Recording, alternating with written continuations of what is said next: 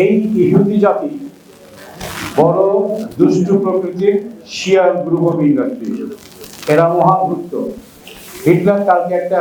হিটলারের ক্যাসেট দেখলাম যে উনি মাত্র 60 লাখ ইহুদি নিধন করেছিলেন।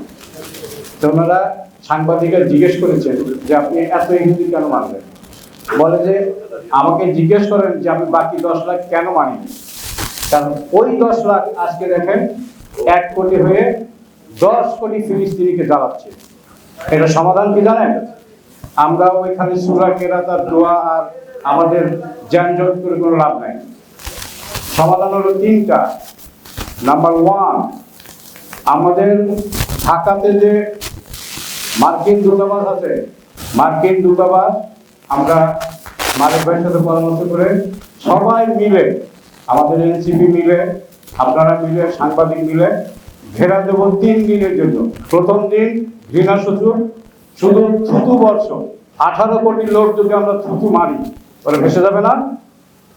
নাম্বার 2, এতে যদি কাজ না হয় তাহলে ওআইসি 57টা মুসলিম কান্ট্রি তারা সম্মিলিতভাবে যদি এক খাতলা ইসরায়েল একে যদি চতুর্দিক থেকে আক্রমণ করে, ইভেন আমি হংকংয়ে জাহাজ দিয়ে 34 বার গিয়েছি। হংকং ব্রিটিশ কলোনি ছিল।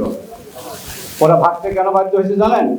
শুধু চীন বলছিল যে আমার যে 200 কোটি বা 300 কোটি লোক শুধু একটু পেশাব করে দিবে, ব্রিটিশরা ফেসে যাবে।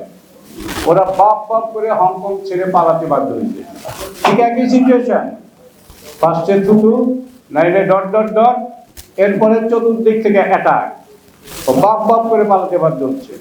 কারণ ফিলিস্তিনি আছে 10 কোটি ফিলিস্তিনিবাসী, আর ওরা মাত্র 97 লাখ, নট ইভেন 1 কোটি। এই 3 তরিকা করলে শেষে চতুর্দিক থেকে অ্যাটাক করলেন ওরা 24 ঘন্টার মধ্যে they have to go out. আর ট্রাম্পকে মেসেজ পাঠিয়েছি, you bloody Trump, you fuck off from Israel. ওদের কাছে ইংলিশ শিখতে হবে ওদেরকে গাইড করার জন্য, otherwise the whole bloody world will screw up within 24 hour. এবার দেশে আসে, আমার দেশ 54 বছর স্বাধীন হয়েছে, কেন ঠিকমতো আসে নাই? মালিক ভাই কিছুটা বললেন। আমাদের নেতা খেতা, মন্ত্রী, প্রতিমন্ত্রী, প্রধানমন্ত্রী, প্রেসিডেন্ট, সাবেক, ওনারা সিস্টেমই জানে না। আমি আপনাদের রহমত, আল্লাহর রহমতে, আপনাদের দোয়ায় প্রায় 52 দেশে ঘুরছি জাহাজ নিয়ে, বলেন আলহামদুলিল্লাহ।